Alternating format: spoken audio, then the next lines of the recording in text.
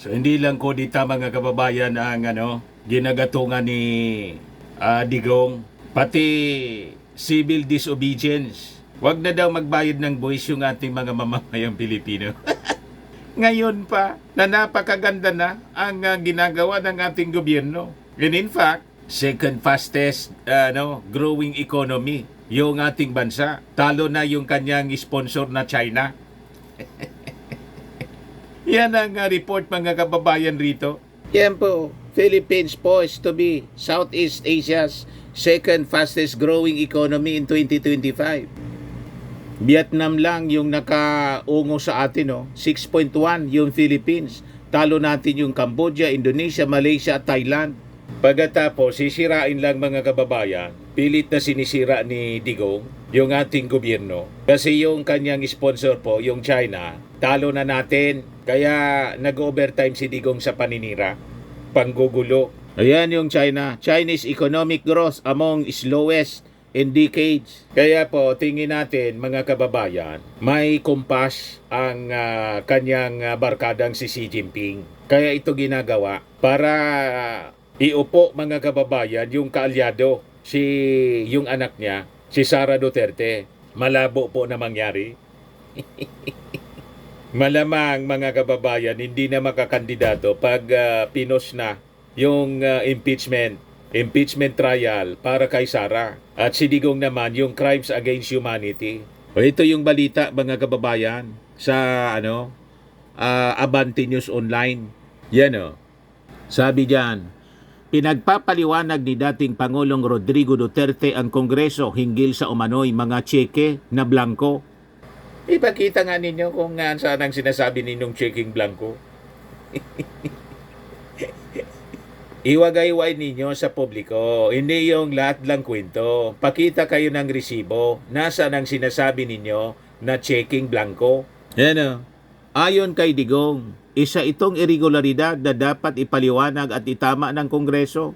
Sinabi rin ng dating Pangulo na kung hindi kayang ipaliwanag ng Kongreso ang naturang irregularidad, sasabihin niya raw sa mga Pilipino na wag nang magbayad ng buwis. Civil disobedience. Kasi irregular daw po yung ginawang pinirmahan na budget ng ating Pangulong Bongbong Marcos. General Appropriations Act. So ang ibig sabihin, pinalusot ni Bato. Damay dito si Bato. Si Bato po, parte ng Bicameral Conference Committee. Yan posted to the Grace po. November 28, 2024, the Bicameral Conference Committee composed of members of the Senate and House convenes to reconcile key provisions in the proposed 6.3 trillion budget for 2025. Let's debate, deliberate, and decide, but always keeping in mind the millions of Filipinos counting on us to get this right. Yan ang picture na pinost ni Grace po. Kasama si Bato. Hindi ba si Bato to? May nakita ko yung butas. Authentic. Tapos si Amy Marcos ito. Ito, kalyado pa ni Digong. Si Villar, Cynthia Villar. Ito, kalaban ni Digong, kalaban din ng ating Pangulo. Si Risa Ontiveros. Yan, si Joel Villanueva. Nandiyan dyan. Si Jinggoy. Si Tolentino. Yan, pati si Subiri. Si Tolentino nandyan. Cynthia Villar. Yung saka, ibig bang sabihin, nalusutan? Yung Bicam, mga senador na kaalyado niya. Huwag kami Digong, ginagamit mo lang yan sa propaganda. Ipakita mo kung saan yung cheque. Blank check daw. Yun ang kanyang panawagan, Digong sa publiko, huwag nang magbayad ng buwis. Pinagsasayang lang ng mga kumag siguro. Puro cheque na blanco. Asan man ang checking blanco? Kung sino man ang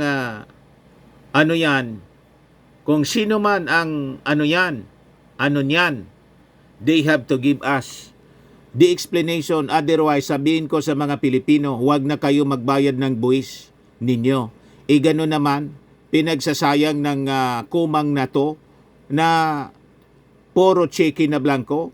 Try to pass it as a law and choose the amount they want to place. O ito siguro sinasabi ni Digong, hindi man check ito. O ito sinasabi niyang blanco. O, NIA, PCA, blanco. Yan. Pero sabi dito, this amount shall be supplemented by specific appropriations in the budgets of the various implementing agencies of the EFMP as follows. Yan o.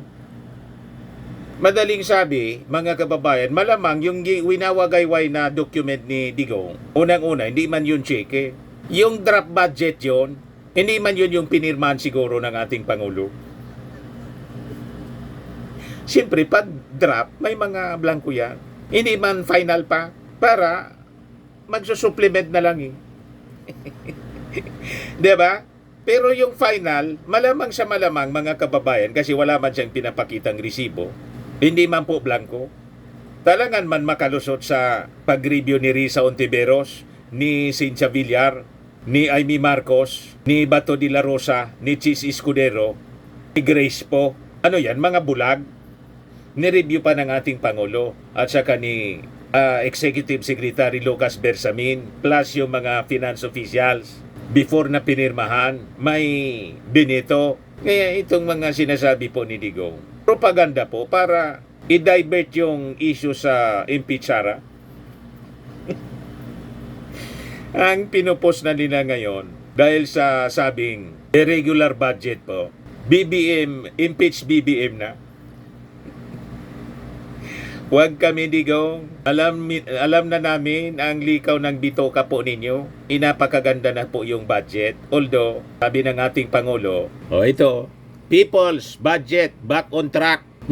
Kings in the 2025 national budget became a major challenge for the palace last week as President Ferdinand Marcos, the economic team and other cabinet members came up with ways to augment essential items that were removed or consigned to the unprogrammed appropriations.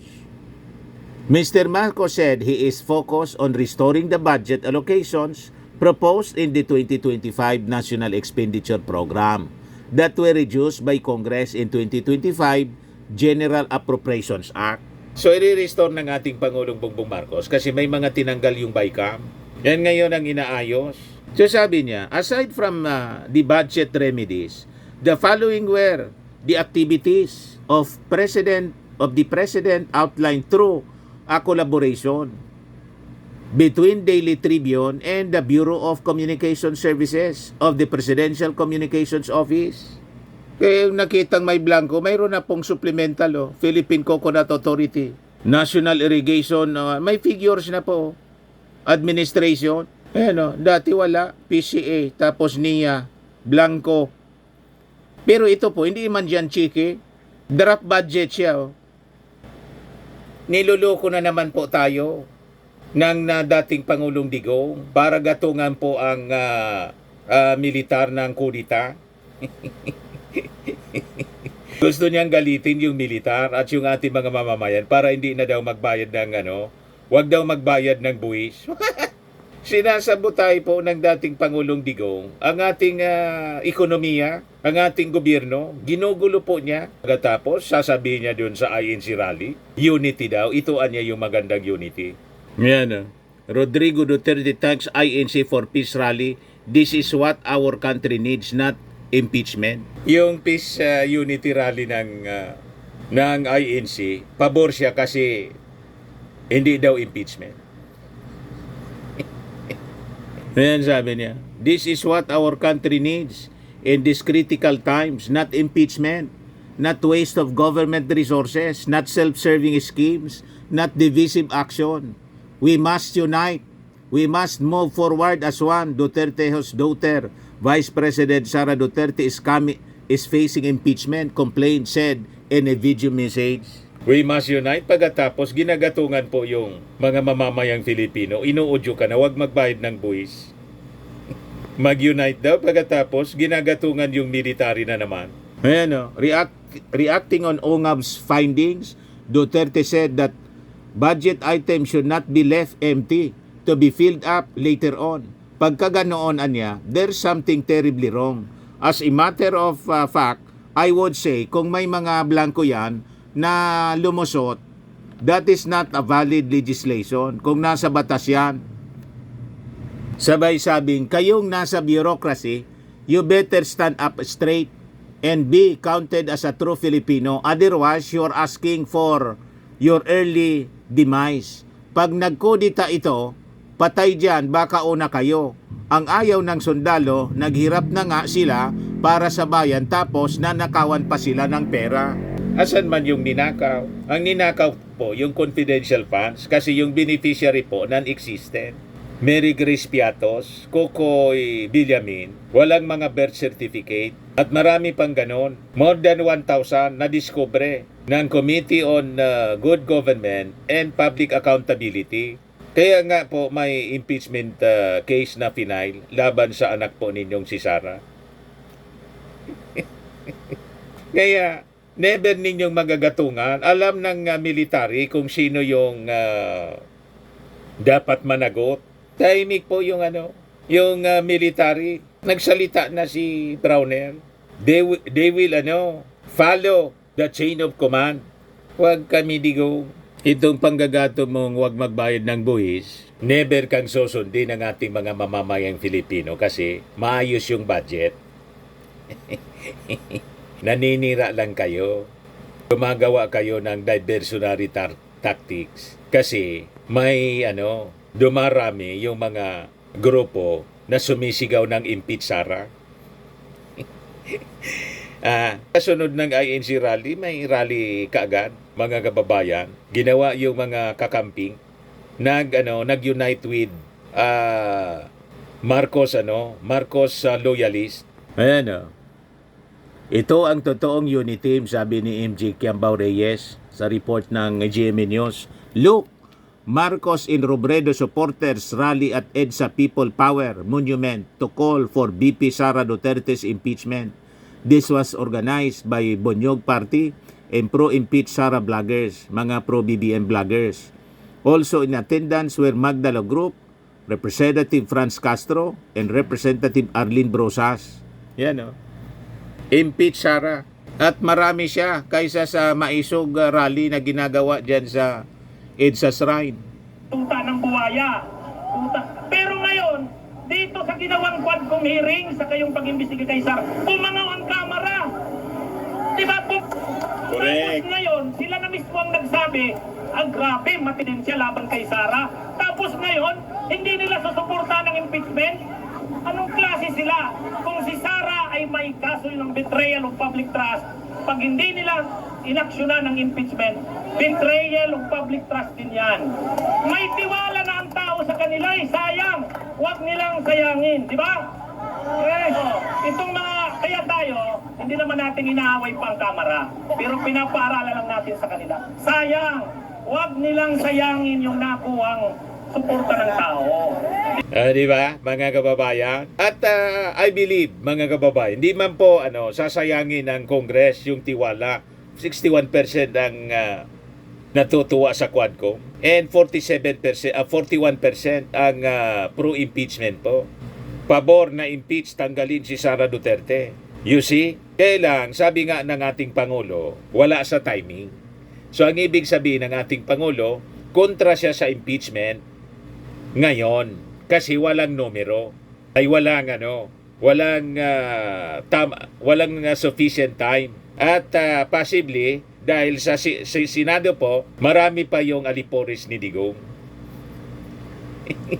Kaya kailangan palipasin mo na yung eleksyon, dapat matalo yung mga pro-Duterte. Pag natalo yung mga senador na pro-Duterte, tuloy na ang impeach Sara.